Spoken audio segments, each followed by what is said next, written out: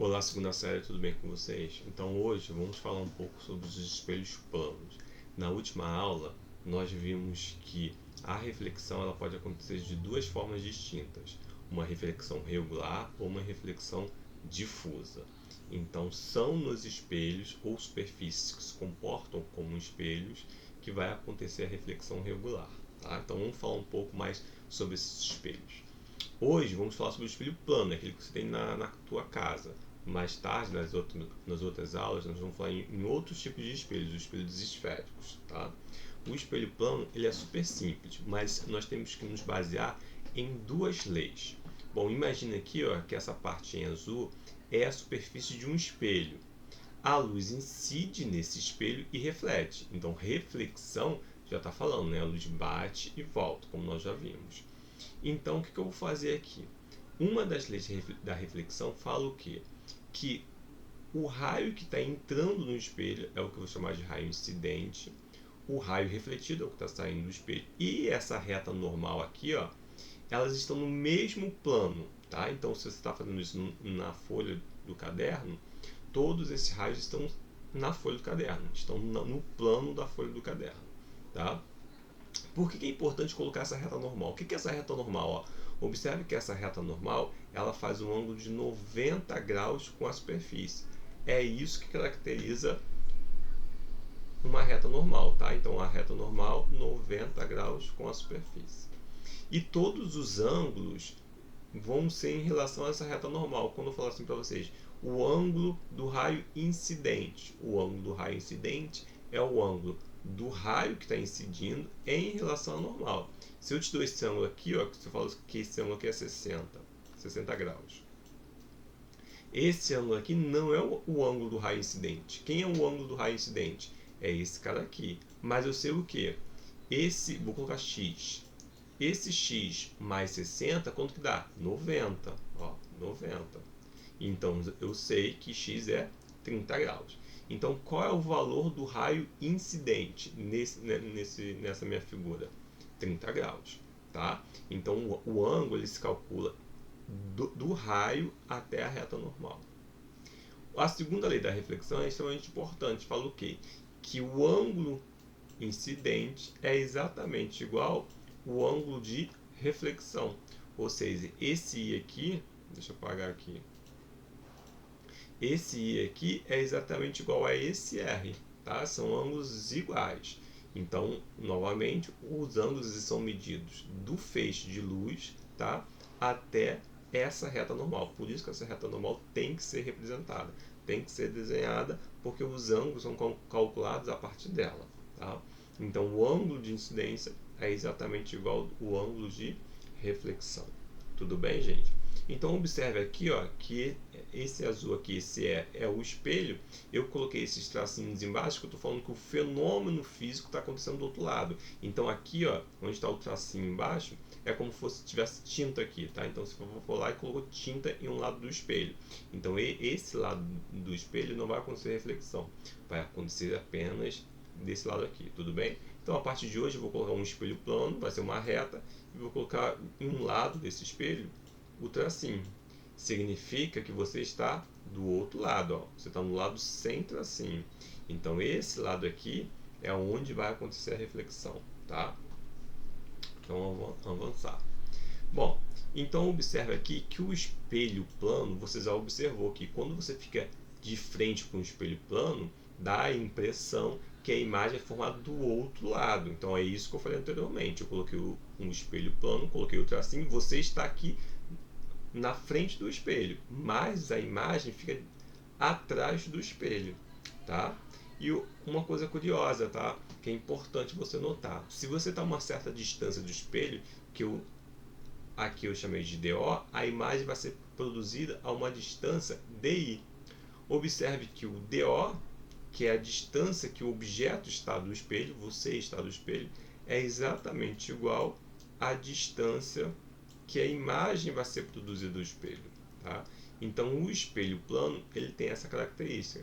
As distâncias são iguais. A distância do objeto até o espelho vai ser a mesma que a distância da imagem até o espelho. Então, se aqui for 5 metros, a imagem também está a 5 metros do espelho, e assim por diante. Se você está a 10 centímetros, a tua imagem também está a 10 centímetros desse espelho, tá? O único fenômeno um pouco diferente observado no espelho plano é que ele troca a direita pela esquerda. Então a tua direita corresponde à esquerda da imagem, a tua esquerda corresponde à direita da imagem, mas a distância do objeto e da imagem até o espelho são exatamente iguais, tá? Bom, então se eu tenho uma figura aqui de uma certa forma geométrica, tá? Que não seja um ponto, observe que esse ponto B aqui está mais próximo do espelho, então a imagem desse ponto B também vai estar mais próximo do espelho, então a mesma distância. Observe que esse ponto E está mais afastado do espelho, então a imagem desse ponto E também vai estar mais afastada do espelho, tudo bem? Então, para construir a imagem de um objeto de grandes dimensões, eu vou construindo ponto a ponto e medindo a distância. Se aqui eu coloquei 5 centímetros, aqui também tem que ser 5 centímetros. Se aqui eu coloquei 7 centímetros, aqui também tem que ser 7 centímetros, tudo bem? E o que é o campo visual de um espelho plano, tá? Imagina que eu tenho um observador aqui, ó, você olhando diretamente para o espelho, e aqui ó, eu tenho outras pessoas. Essas pessoas eu representei por pontos para ficar mais simples. Então tem um ponto A, tem um ponto B, tem um ponto C, tem um ponto D. Quais pontos eu vou conseguir ver do outro lado do espelho? Então quais pontos terá a sua reflexão, tá? Será que todos eles? Para isso eu preciso fazer um certo desenho. Que desenho é esse? Eu vou pegar dois feixes de luz saindo dos meus olhos, saindo do meu ponto, tá? Até extremidades do espelho. Coloquei aqui, ó, esses dois feixes saindo do meu olho e indo até a extremidade do espelho. O espelho tem a propriedade de refletir a luz. Eu desenho um raio refletido. Refletir a luz.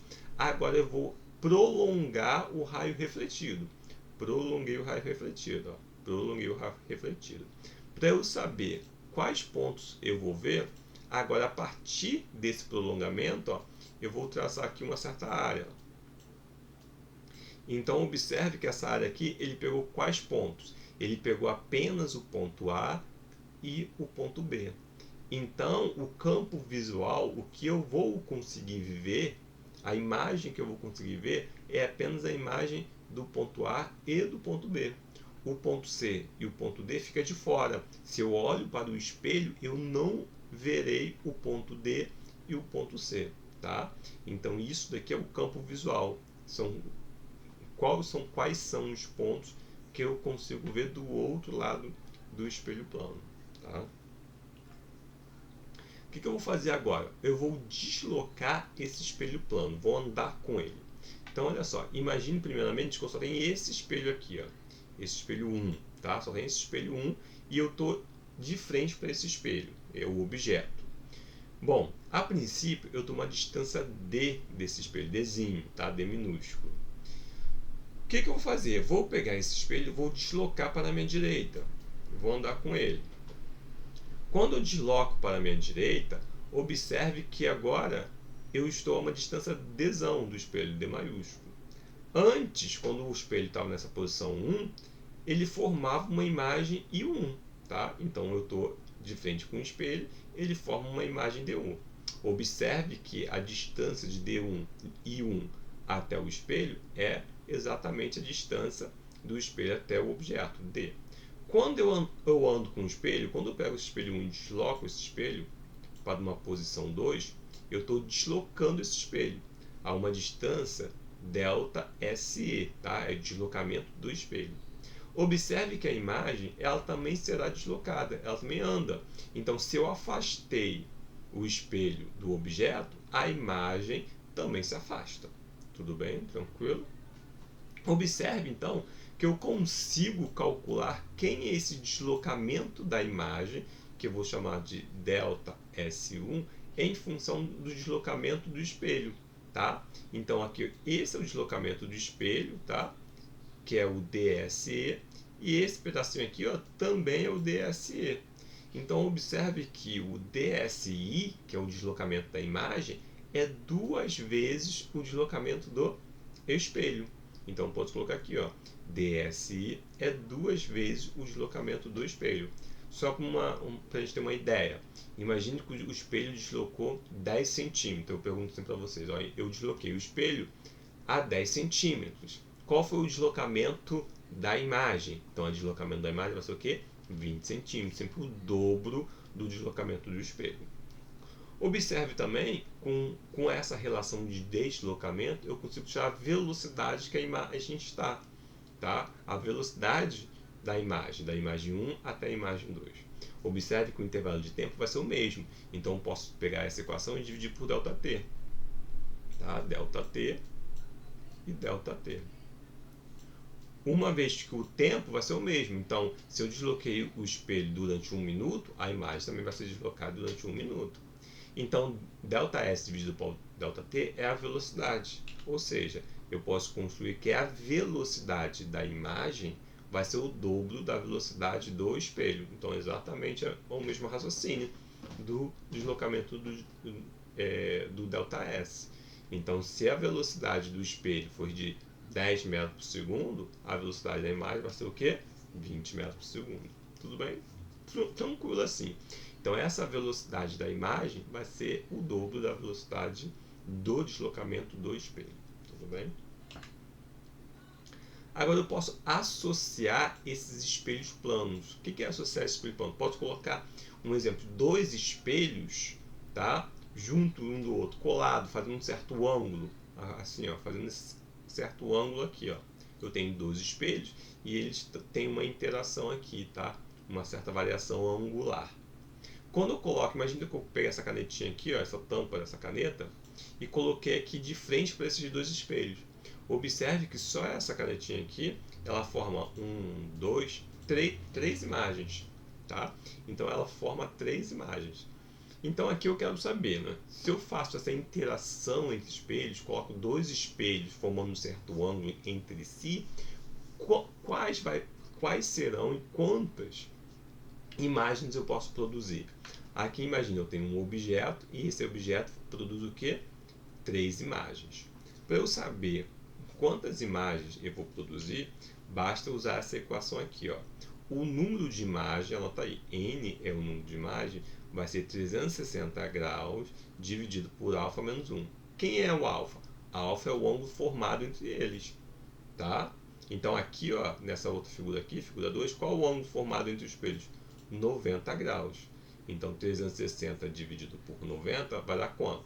4. 4 menos 1, 3. Então a imagem será igual a 3, tá? Então um objeto, quando ele está na frente de 2 espelhos, vai produzir 3 imagens, tá? Então é só usar essa equação aqui. N é a quantidade de imagens produzida e alfa é o ângulo formado entre os espelhos. Uma coisa importante que você tem que notar é que se o n for um número ímpar, a equação é válida para qualquer posição do objeto diante dos espelhos. Então eu posso colocar o objeto em qualquer posição, posso mexer com ele, e se n for ímpar, a equação é válida, perfeito.